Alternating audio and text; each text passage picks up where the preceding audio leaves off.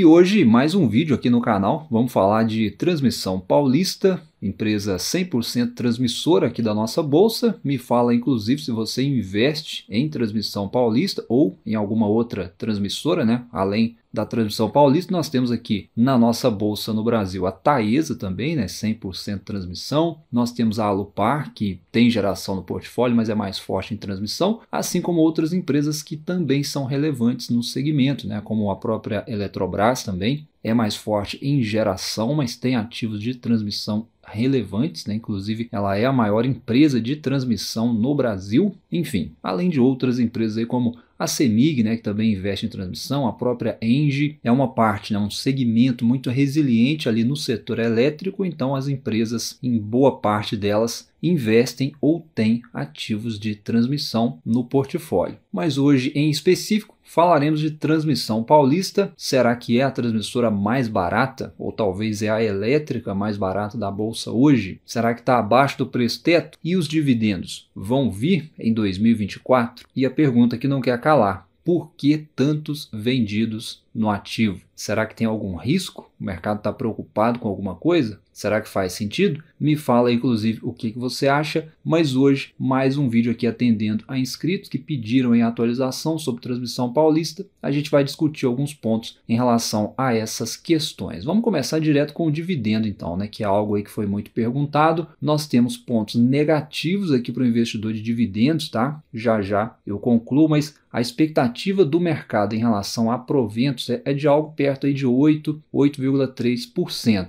ou seja, estão estimando aí algo próximo ali dos R$2 por ação em dividendos. Como que a gente poderia fazer essa conta de forma fácil, né? E até mesmo para a gente buscar o preço teto em seguida? Considerando, né, a cotação em R$25 arredondando, né, seria algo perto ali de R$2,10 por ação na projeção dos analistas. Mas não é assim, né, que a gente faz esse cálculo, né? Essa conta ela é feita com base no lucro projetivo. Então, para estimar o dividendo por ação, eu preciso do lucro projetivo e preciso também saber o payout e o número de ações em circulação. Então, olha só, o payout a gente sabe, né, que é de 75% que a empresa vem praticando. E como é setor previsível, você tem que se embasar no lucro passado, mas sem se esquecer de alguns detalhes, né? A empresa ela está num redemoinho nesse momento que pode afetar o lucro. Então, veja que o lucro de 2023 ele foi de 1,9 bilhão, arredondando aqui. Então, como é empresa previsível, como eu falei, você tem que imaginar algo daqui para cima para projetar os próximos anos, mas para o próximo exercício, né, que é o fato aqui que a gente está considerando, você não pode considerar nada muito fora disso aqui, porque ela não vai dar um salto de lucros de um ano para o outro,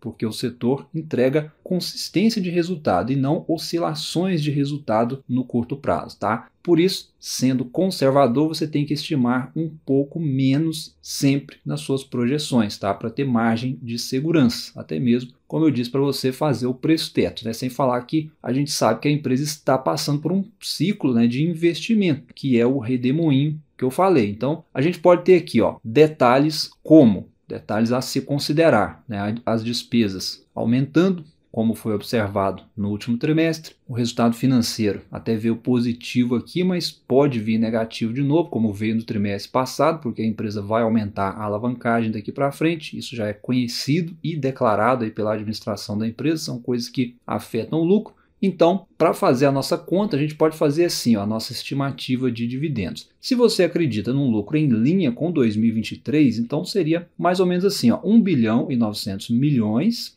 em linha com o reportado no ano passado. Aí você tira aqui o payout, que a gente sabe que é de 75%, imaginando que ela vá manter, a gente teria aí algo em torno de 1,4 bilhão a distribuir para o acionista em proventos. E agora dividimos aí pela quantidade de ações da empresa e aí teríamos então cerca de R$ 2,16 por ação aproximadamente. É algo próximo do que o mercado estima olhando ali pela estimativa que a gente acabou de ver há pouco. Mas você, como eu disse, deve ser, né, pode ser conservador. É recomendado que você seja conservador. Então, se o lucro até o segundo trimestre de 2024 já somou 835 milhões, conforme o último resultado, sabendo dos detalhes e do redemoinho aí que a empresa está passando no sentido de aumento de custos e investimentos, vamos colocar aqui mais ou menos uns 800 milhões a mais de resultado. Vamos arredondar, na verdade, vamos colocar 900 milhões aqui para fechar o exercício 2024, mais esse aqui do primeiro semestre, né? Então, somado aí, a gente imagina um lucro então na casa de 1,7 bilhão. E aí, fazemos o mesmo cálculo. Tiramos então o payout de 75%, teríamos aí cerca de 1,3 bilhão a distribuir em proventos, né? E aí, dividido aí pelo número de ações da empresa, chegaríamos a R$ 1,97 por ação. É uma estimativa mais conservadora. Eu trabalharia essa métrica até mesmo para fazer o preço teto. E aí, se você usa 6% para dividendo mínimo e para você tá tranquilo, R$ 32,00 é o seu preço teto. Mas, se você não aceita menos do que a projeção de 8%,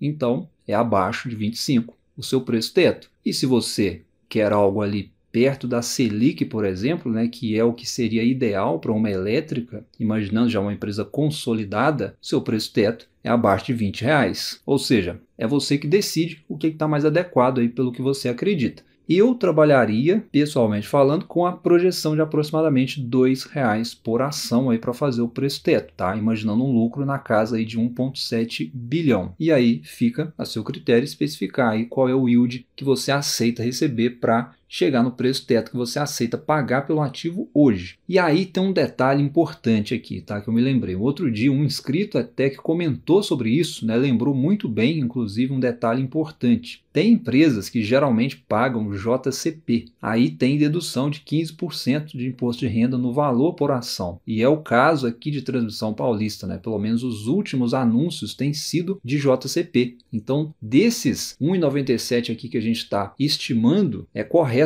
né? Você pode tirar sim os 15%, porque de fato ela pode anunciar um JCP. E aí vai ter a dedução dos 15% de imposto de renda. Então seria menos aí, né, uns 30 centavos na sua conta. E para sua base de cálculo, imaginando que você vá buscar um preço teto querendo pelo menos 8% de dividendos, aí nessa ótica já estaria acima do preço teto hoje. Então aqui a gente chega numa discussão muito importante e que deixa a pergunta: vale a pena para dividendos? Nós podemos concluir que hoje tem empresas melhores para dividendos se a gente considerar os 15% de imposto de renda. Transmissão Paulista não é ruim, olhando para o dividendo por ação, mas a gente tem observado aqui, ó, que a empresa ela tem adotado apenas um anúncio por ano. Então, possivelmente, né, a próxima data-com vai ser no mês de novembro ou dezembro, e aí é aquela história, né, que eu já falei aqui em várias vezes em vídeos passados, para o iniciante principalmente, né, o ideal é priorizar empresas na carteira que pagam pelo menos trimestral, no mínimo semestral, né? Mas o ideal é trimestral para quem está começando a carteira previdenciária agora. E Transmissão Paulista a gente vê que ela está ficando com um cronograma anual de pagamentos. E ao que parece, né, pelo menos nesse ciclo de investimentos que já a gente vai comentar, isso pode ser que se mantenha ainda pela frente. Então, você que é investidor de dividendos e está começando a carteira agora, é um ponto a se considerar. Mas de outro lado, para você que já tem outras elétricas na carteira, você já recebe renda recorrente com dividendos, aí na minha opinião, Transmissão Paulista segue sendo uma ótima opção, muito em função dos projetos que ela está trabalhando, tá? É preciso entender aqui que os movimentos que a empresa está fazendo hoje é para garantir justamente isso, a perenidade dos negócios dela no longo prazo. Então a empresa atualmente ela tem 7 projetos em construção, são bons projetos, grandes projetos, né? Serão aí 10 bilhões em investimentos. E olha só que importante, né? Isso aqui para garantir a empresa, né, por 30 anos. Né? A gente sabe que são concessões longas aí de 30 anos. Então serão 7 novos projetos. O investidor que olha o longo prazo é enxergar que de fato a empresa está buscando a continuidade, a perenidade dos seus negócios e consequentemente os bons dividendos eles vão voltar. Além aqui, ó, dos reforços e melhorias, né, que já são obras nos ativos que a empresa já opera hoje, ou seja, aqui ela não tem que ganhar isso em leilão para poder desenvolver. Não, é só ela executar as obras aí de reforço e melhorias, ela vai fazendo as obras e vai recebendo essa receita adicional. Então ainda tem muita coisa aí para fazer aqui nessa parte, né, e receber mais grana por isso. Foram só 27 projetos de reforço e melhorias de uma carteira aí de 241 projetos ao todo aí, né, pegando os novos projetos também serão cerca de 15 bilhões investidos até 2028 entre novos projetos e reforço e melhorias. E para que tudo isso? Para recompor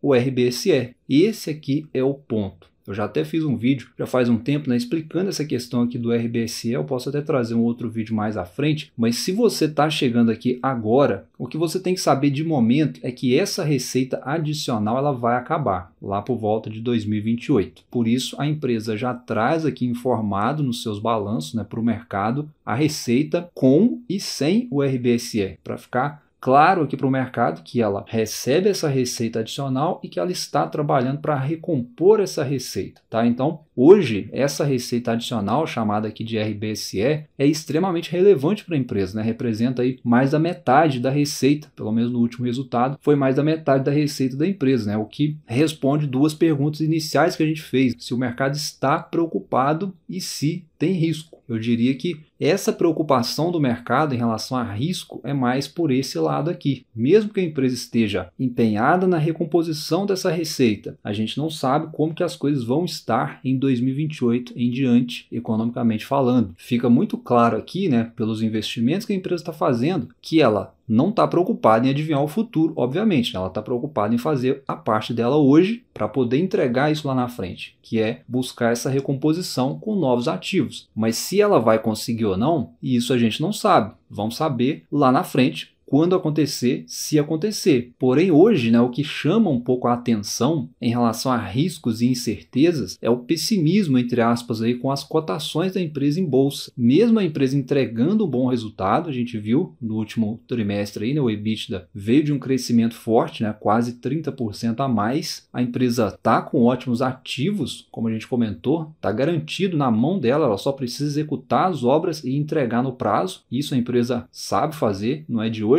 Porém, mesmo assim, veja que a empresa, né, as cotações em bolsa, né, estão com uma pressão vendedora forte. Quando a gente olha aqui para os aluguéis, ou seja, especuladores alugando o ativo para entrar vendido, né? Veja como que aumentou de 2023 para cá. E aí a gente vai ver as recomendações aí dos analistas, são a maioria vendedoras. Ah, Luiz, mas isso aí tem a ver com o fundamento? Faz sentido essa pressão vendedora? Olha, eu entendo que não, olhando para o negócio no longo prazo, mas tem alguns pontos sim que o mercado coloca na conta hoje. Isso faz parte do mercado, é assim. Por exemplo, o mercado pode estar apostando aí talvez em mais uma rodada aí de venda de ações da Eletrobras. A Eletrobras ainda tem mais ações aí da Transmissão Paulista que ela pode querer se desfazer. Essa própria questão do RBSE, né, por mais que seja algo ainda para 2028, mas aqui em diante isso pode começar a pesar, principalmente com o possível aumento de juros batendo a porta, tá? E aí a gente tem uma empresa que está sendo obrigada, né, entre aspas, a se alavancar para poder, obviamente, entregar os projetos, faz parte, mas aí nesse racional até 2028, o problema acaba nem sendo o RBSE, mas sim os investimentos, que vão chegar no auge ou no ponto máximo a partir do ano que vem, se mantendo alto ali até 2027, com a alavancagem podendo pesar no resultado, e que pode pressionar as margens à medida que os custos vão aumentando, né? E posteriormente, findado ali o RBSE, o mercado pode entender que recuperar essa margem, imaginando que ela vá perder, imaginando esse cenário difícil, pode ser complicado. Ou seja, é o que o mercado pode estar pensando, né? Sem falar na diminuição de dividendos que pode acontecer até lá, porque a prioridade são os investimentos, são os projetos que ela tem que entregar. E aí tem essa questão, né, que eu comentei, dela estar fazendo apenas um anúncio por ano, o que para uma carteira previdenciária não é interessante. Enfim, eu não sei, né? São várias justificativas aí para justificar os vendedores. Mas fato é que não existe empresa perfeita dentro de um cenário perfeito para renda variável. Porém, o fundamento como empresa, que é o que eu olho, né, que é o que geralmente o investidor de longo prazo tem que olhar, se a gente olhar para o negócio e iniciativas para manter a rentabilidade desse negócio de pé no longo prazo, para mim segue inalterado. Então, nesse sentido, para mim é compra. Então, eu mantenho meu preço teto em R$ 25,00, como eu já trouxe em vídeos passados, não só olhando para dividendos, que vão continuar razoáveis, sim, mas principalmente para o crescimento, né? E buscando estar posicionado antes da empresa entregar esses projetos que ela está trabalhando. Nesse sentido, olhando aí por essa ótica, acho que a empresa está negociando barato, sim, e entre as transmissoras aí principalmente, né, que deve ser o ponto de partida para você considerar, né, negócios semelhantes, acho que não tem como a gente não olhar para a Transmissão Paulista. Acho que entre as transmissoras ainda segue a mais atrativa, hoje. Essa é a minha opinião e eu gostaria de saber também a sua opinião aí sobre Transmissão Paulista, sobre tudo que está acontecendo com a empresa nesse momento. Me fala aí nos comentários. Se você ficou comigo até aqui, um abraço, bons estudos e até a próxima.